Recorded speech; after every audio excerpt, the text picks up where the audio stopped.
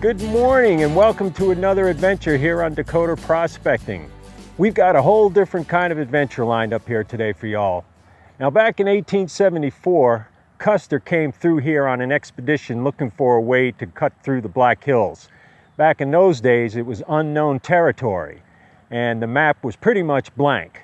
So he came through here with about 1,000 men or more, mules and equipment and newspaper reporters and the whole works, coming through here looking for a trail through the Black Hills and possible places to put a fort.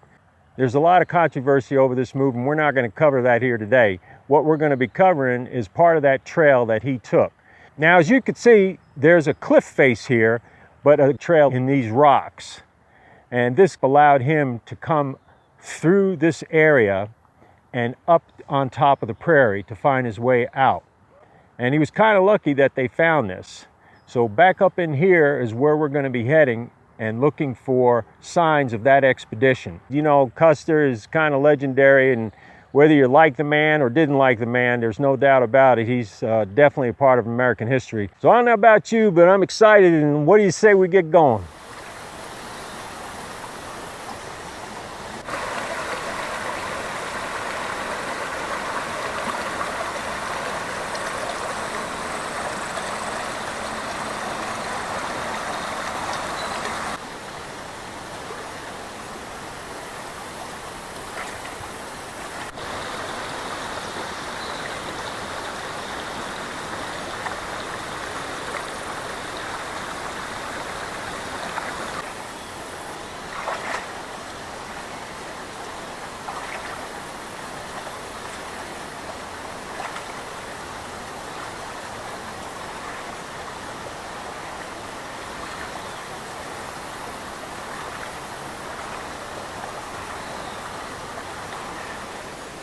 Well, we've crossed the creek and we're kind of going down the gap here.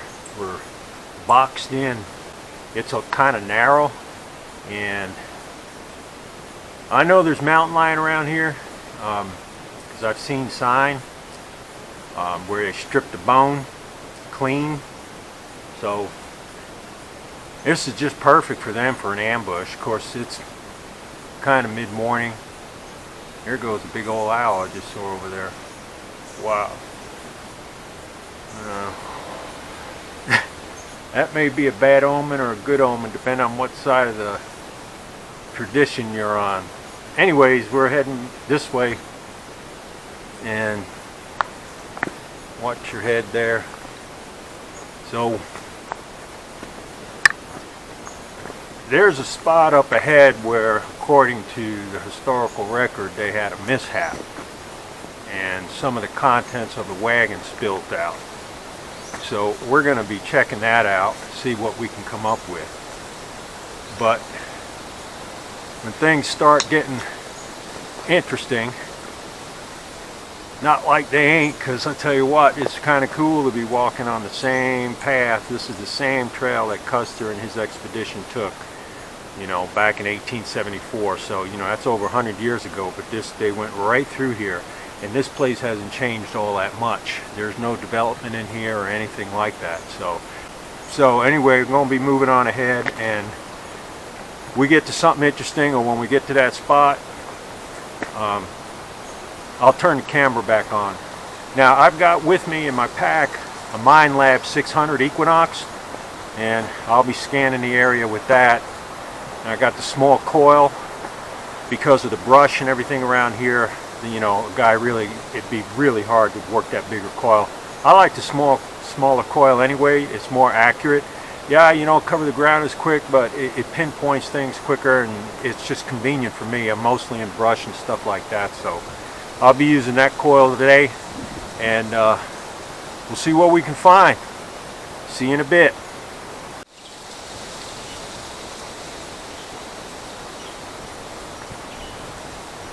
So I got an interesting formation along here on the side here, and some cubby hole over there. I don't know, looks like there's some grass and stuff, maybe some critters living in there.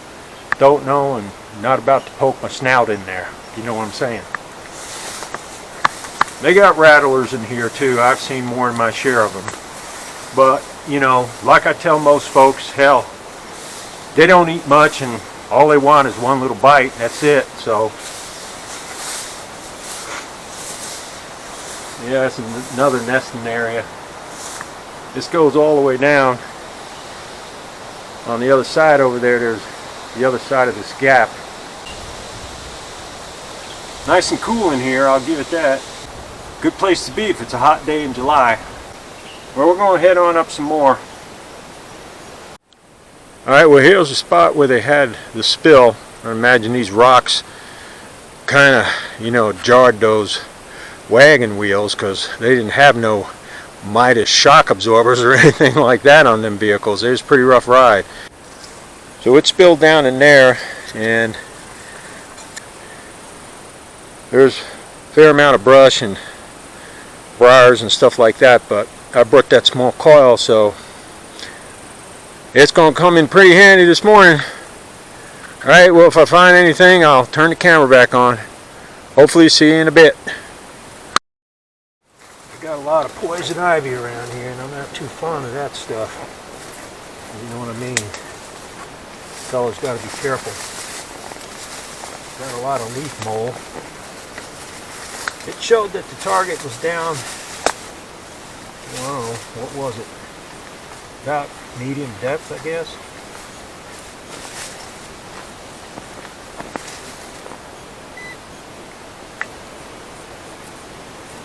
There's right there. Boy, you gotta love these things, huh fellas? What would we do without them?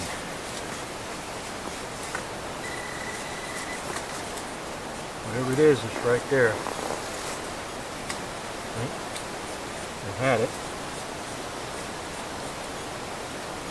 There you go, it's just sounding off real strong. Now all of a sudden it just disappeared.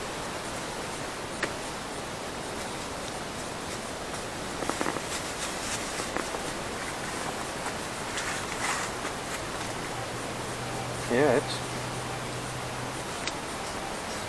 it's right there, and it's showing 7 again. It's right here.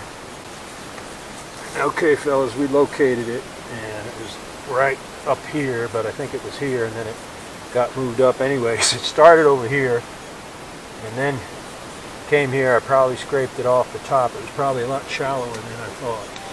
Okay, it's still in there. Couldn't be very big, whatever it is. Okay, I bet it's a 22 shell. There's not that much trash around here because there's not that much activity of people coming through this area. So let's see what we got. Alright, it's in here, whatever the heck it is. God, it's got to be small. Yeah, it's in there. So what could it be? Ah, here it is here. It's a shell. Actually, it's a 22. Boy, for a minute there I thought it might have been a nugget because it's kind of rippled like a nugget, you know, like a big nugget. But no, it's what it is. It's a 22 that's been mushroomed. I don't know if you can see that. See? Been mushroomed. You can see the back end of the bullet, and then it's, you know, mushroomed over here. Kind of looked like a nugget though, don't it? You know, for a minute I thought, oh geez, wasn't hunting for gold, but I'll take it if it was. Anyway, that's the first one. Ain't no 1874 to that deal, but okay, well, we'll continue on. Okay, I got another signal here. Now I'm in part 2 once again, but I'm in all metal mode. And what I got is a threshold, and she's breaking in at 3 and 4, as you can see right there. So right there is where this target is, and it's metal, but we know it's going to be metal because this is artifact hunting. This ain't for coin.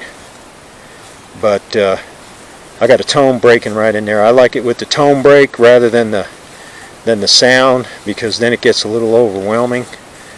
But if you listen for that tone, that's how I hunt for gold anyway. So right there. And you even got a little 8, got a 2, got a 7. It's kind of bouncing around a little bit, but it's right there, right there. Let's have a look. Okay, whatever it is, it's right in here, but it's pretty shallow.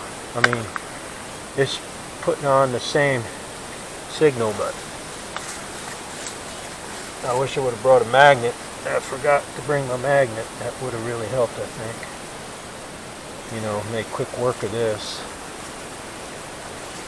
One of the things I just forgot to pack it. I thought of it and I forgot to put it in the pack. Yeah, it's still there. But I'm afraid this thing is so small. It's going to be a bear to find it.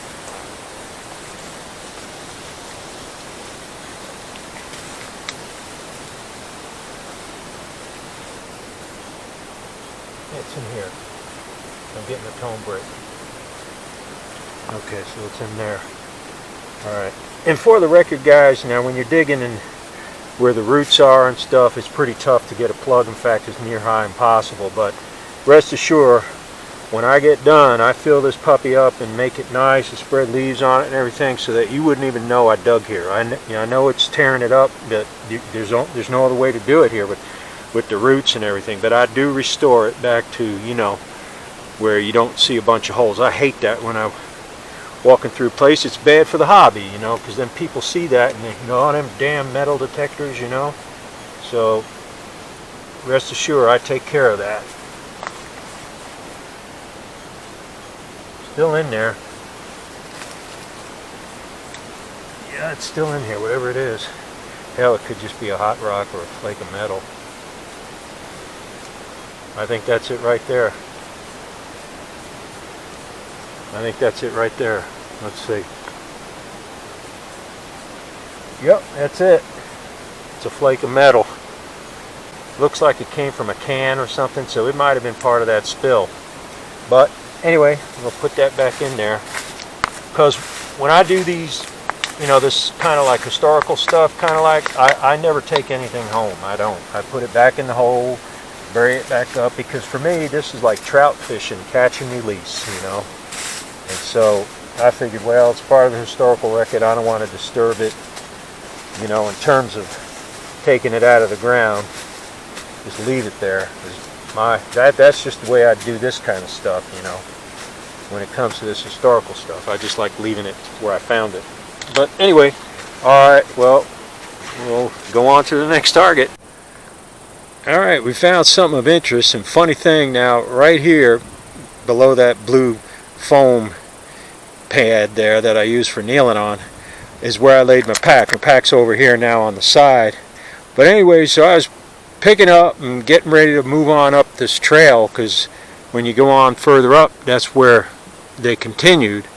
But right here is where they had the difficulty because of this rocky ledge. So anyway, I'm swinging the coil here and I hear a signal. Look what I found. It's buried down in there like that, and here it is right here. Now that is a strange looking horseshoe. It's definitely 1874 period, but it's very specialized, and it looks like it's a two-piece horseshoe. You know, one on this side, and then, you know, this would be the left side, and then you'd have the right side on the other side. If any of you fellas know what this is, you know what type of horseshoe this is, I'd really appreciate it. In fact, I know we'd all appreciate it if you'd post here and tell us what that is. I've never seen a horseshoe like that. Of course, now, they were using mostly mules to make this journey, because, hell, the way it was, so rugged and stuff. So this is obviously, and as small as it is, it's obviously some kind of mule specialized cleat or shoe or something. But if any of you know what this is, please post, because I'm curious as hell to find out what this thing is. It's got a bevel on it like that. You see, it's kind of pitched like that, and really interesting artifact. Tell you that, never seen anything like it. It was pretty far down in there. It was buried all the way down in there, and you know, it was down in there. I'll tell you, I had all these rocks were on top of it and all this stuff. So, Lordy, it's been there a long time. All right, well, that's pretty good, you know, and I didn't have the camera on because I was hitting so many targets that were just little flakes of metal and, you know, little things like that. It was old stuff, but it was just little flakes of metal and stuff, and when you know it, you know, when I don't put the camera on, I come up with something like this, because that's par for the course, ain't it, fellas? All right. Well, I got another signal just now, you know, and you see where that blue scoop is? That's where that shoe was. And just above it, right there, where that white spade is where I just now got a second signal. So it's coming in at about 9 to 11. Let's take a look. Alright, it's right in here. Like I say, that other one was right here. There's all kinds of rocks, roots and everything like that going on.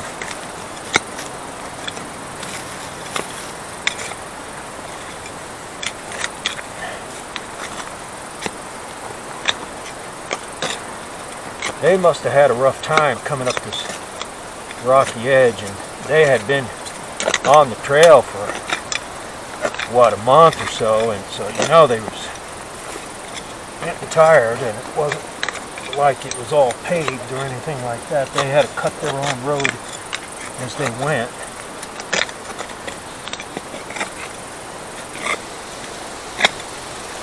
It was on this expedition that Custer, Bloody Knife, and his scout and his two other guys shot that grizzly. Of course, that's, let's see, that would be, I believe that'd be further up, you know, than where we're at. Alright, that's loose enough.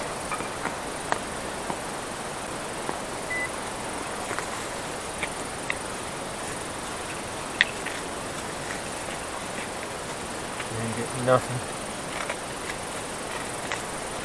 Alright, nothing there. Getting some kind of signal here. Yeah, it's a break in the tone, but that signal I got seemed like it was a lot stronger. You know, getting a tone break.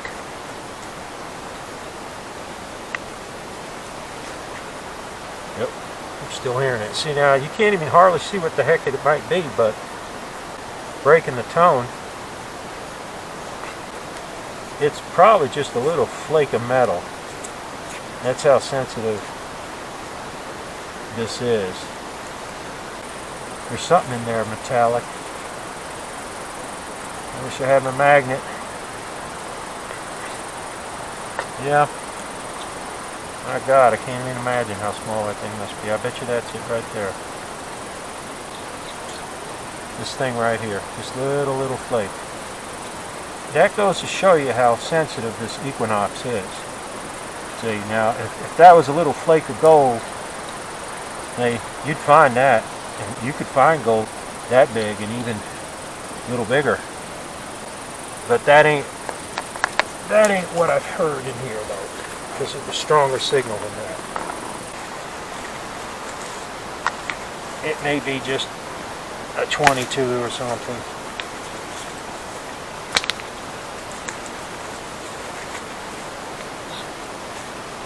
Yeah, it's in here.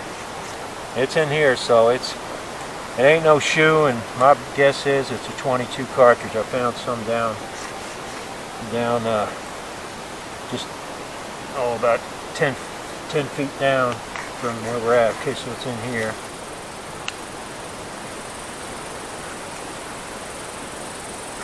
You don't see it. Yeah, it's in there. Where's that coming in at? Coming in at around 8.7.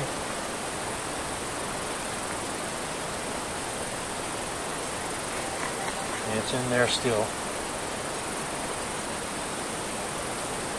Oops. Oops. Okay. I heard something clunk. I think I see a 22 casing. Yep. Got it right there. I believe that's, yeah, it's 22 casing. That's what it is. See, I turned the camera on and it turned out to be just 22 casing. Well, next time I hear a signal, I ain't turning the camera back on. How's that? And that way we'll find something. Because daggone it if it ain't always that way, you know what I'm saying? So next time you're gonna see it after I find it. I ain't gonna turn the camera back on no more.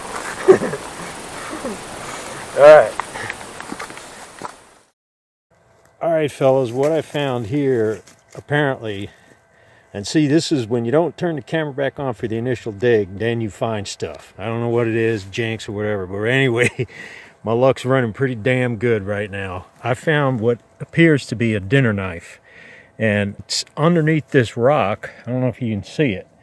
It was on the ground, and then apparently the rock rolled over, came from the side of the hill here and rolled down on top of it, and then it's been buried down there. Now, looking at the White's hand trowel here, and so it's down there about a good 9 inches, 8 inches, you know, and this rock right here rolled on top of it probably many years later and came up from the side of the hill. So it's a dinner knife, I can tell, because way back up in here you can't see it, but I'm going to pull it out. But right about there's a handle, and it's a big old blade dinner knife. Boy, that's really something to think that back in 1874 one of them guys was eating his dinner with this, you know, at some point. Now, it might have just dropped off the wagon or something, you know, but whatever, man. That is really cool. I've never found cutlery before. So I'm going to pull this out, and when I get her out of there, then I'll go ahead and show you a lot more on what it looks like. This is really cool, really cool. I should mention that it came in at like a -1, -4, somewhere in there, and only this much of it was past the rock initially. The main thing, though, I want to share is that I'm in all metal mode in field 2, but I've got the tone, and what really I have found for these kinds of things is that when you hear that tone break, that will tell you there's something there, because the signal might not be strong enough to register on the ID, but it's strong enough to break the tone, because the tone is really sensitive. And when I see a strong tone break, then what I'll do is I'll go over a couple of times, make sure it's a good strong tone break, nice and clean, and then I'll scrape some of the stuff off, and as I go down a little bit and clear some of the stuff off, then I start getting some target ID numbers coming in. But initially it seemed to be just a good tone break, and I go on my hunt based on that tone break. And that's also good, because if you're going to shoot for nuggets, you really got to hunt with tone break, because those nuggets are so small they might not even register on the target ID. So you want to get acclimated towards a nice tone break and learn to listen what that sounds like. So, all right, it hasn't even been 10 minutes since I found that knife, and there's another target right here. See this piece of metal right in here? Okay. Now, it came in initially at around, what, a 14 or something like that, but now it's down to, let's see, so it's 13, 14. So, I don't know what it is, but I wanted to show you all before I pulled it out of the ground, because my other camera, well, it went dead too, so you know how that is. But hey, this is all right. Okay, so I'm going to dig that up. All right, well, what it is, it's a tin, and it has a square bottom here, and then it looks like right there was like a round spout, and here there's like a handle, but it's not, it's flat, you know, it's like a flat handle, It looks like it's tin, but with a lot of lead. It's pretty heavy, you know, and I think that's due to the lead content in it, which kind of indicates to me that it's old-timey. You see the edges here, the way this can came around, they crimped it. They didn't electroplate it or weld it like they do these days. And then back, in the 60s and stuff, they had like a solder seam to it. But this seemed to have been crimped to get it to seal. And from the looks of it, if you look at right here, right there where it got scraped a little bit, you see how it's kind of like a silvery, and that's the lead. It's pretty heavy. So if it was metal, I think it would be much more perforated than that. And what saved it is that it's lead. There's a lot of lead in this tin. It was folded up like this, like it had been, you know, like, I don't want to fold it, but it was folded flat on this end, was folded flat. And yeah, you know, I have no idea what the heck could have been in that thing. It wasn't very big. The sides were probably, looks to me, the sides were probably no more than about 1.5 inches wide on this one end. But there's the top. I can make the top out. You could see that square at the top. So it was kind of a tapered tin. The top was narrower than the bottom down here. It's probably period, you know, from 1874. And it survived because of the high lead content in the tin. So it might have been a can of something, you know, in their food stores, and they just chucked it when it got emptied, and, you know, and here it lays. Oh man, I'll tell you what, I like this technique of turning the camera off, because man, Lady Luck is on your side whenever you do that. Okay, I'm going to turn the camera back off again, and then if I find something, I'll turn it back on, and I probably will now that I'm turning it off. See you in a bit. Well, fellas, I had a signal here. Didn't seem like nothing to write home about. It was about a 13-14 anyway. There's a buckle. And that's pretty cool. That's pretty cool. And I think that's period right there. Now, if you look at that, I'd say that puppy's period. So that's 1874 right there. You know, I should mention it could be for like a horse, you know, a saddle or something like that, because that would make it pretty wide. And there seems to be like a piece of rolled brass right here, right there. It's like brass on top of the iron that is the frame of the buckle. So yeah, that actually could be from, you know, a mule, or, you know, one of the straps at bridle or something like that. You know what I'm saying?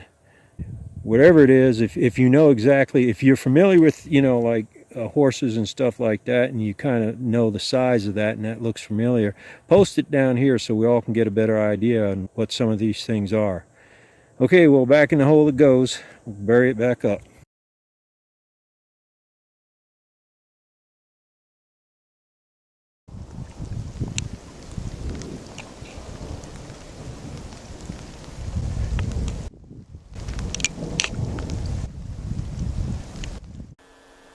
Okay, I'm out here in the Black Hills, tracing down a trail that Custer, during his 1874 expedition, went down.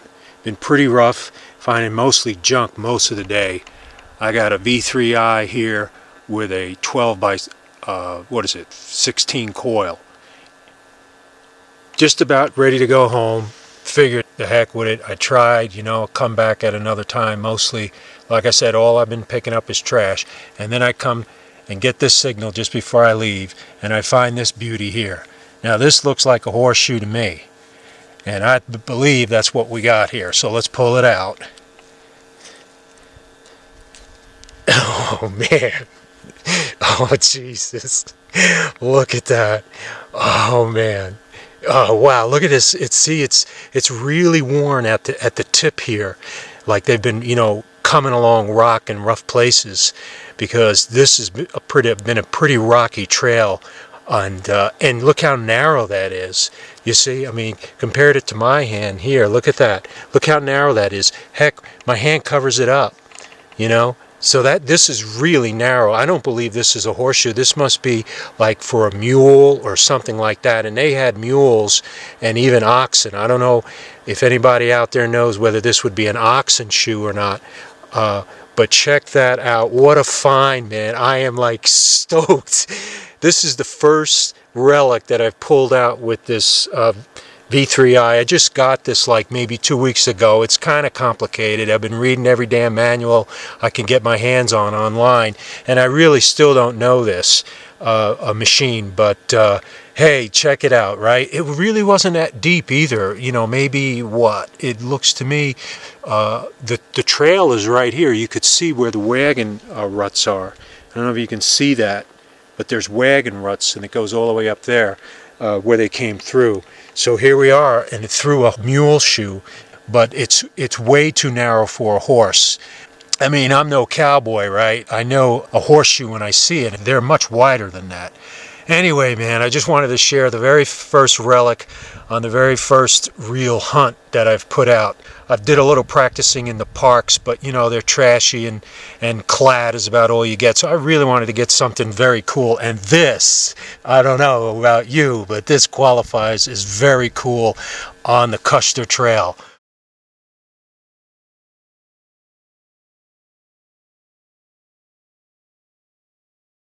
Okay, I got another target here, and it's showing 48 on the VDI solid when I put it in the sizing with the red at the top followed by the blue, so it's red, blue, and green.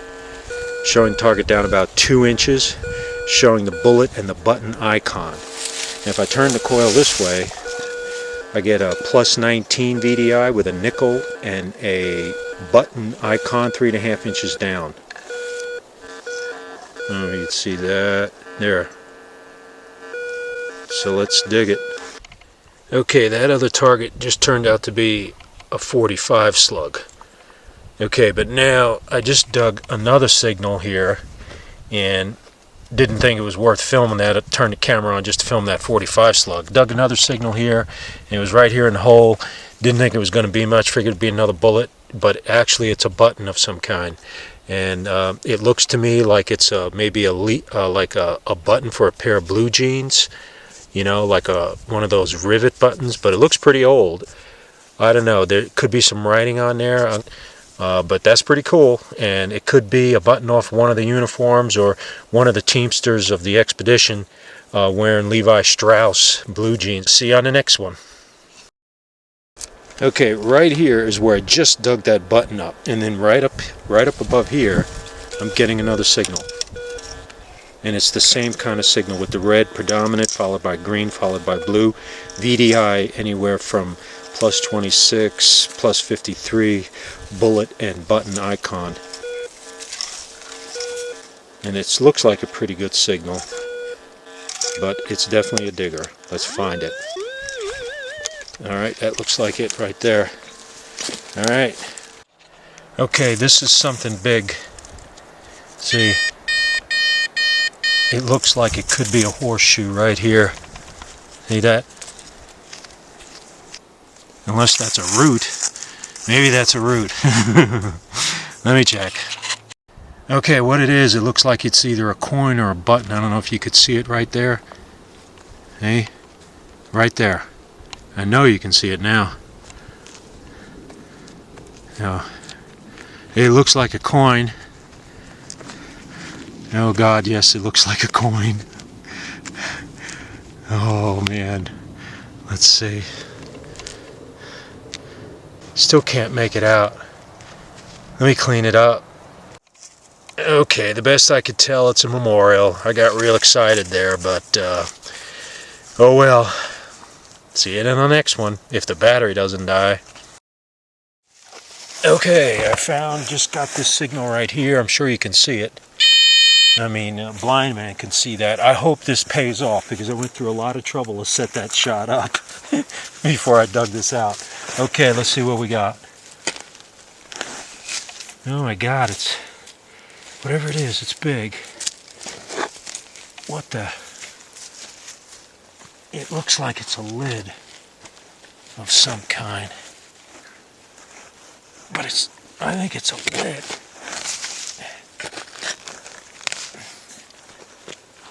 Yeah.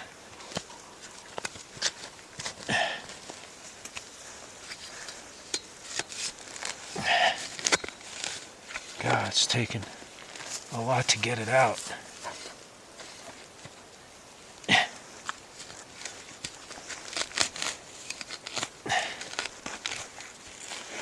There it is. Okay, it's a lid. Yeah. I don't know. Very odd. Looks like two pieces here actually, but I don't see no markings on it. Don't know. It's kind of thin, so I don't think it's that old. If it was, I think it'd be more corroded. But don't worry, guys. I'm going to put this all back. It'll look real nice when I get done.